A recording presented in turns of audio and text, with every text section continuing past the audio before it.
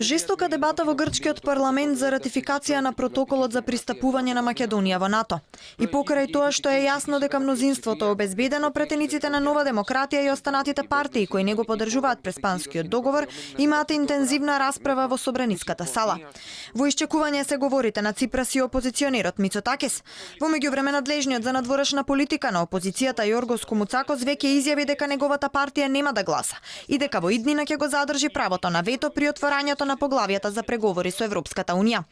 За грчката опозиција овој ден ќе донел капитулација на победата што ја имале во 2008 година на самитот на НАТО во Букурешт.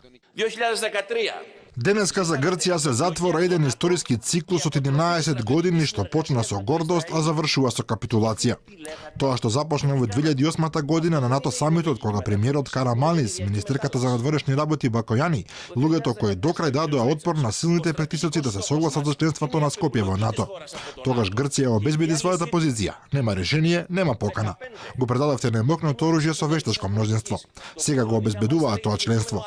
Следи и процесот за отворење преговори за Европска унија и ние нема да го напуштиме правото за вето. За да се изгласа протоколот потребни се најмалку 151 глас. Се очекува претениците кои кренаа рака за Преспанскиот договор да гласаат и за ратификација на протоколот за членство во НАТО.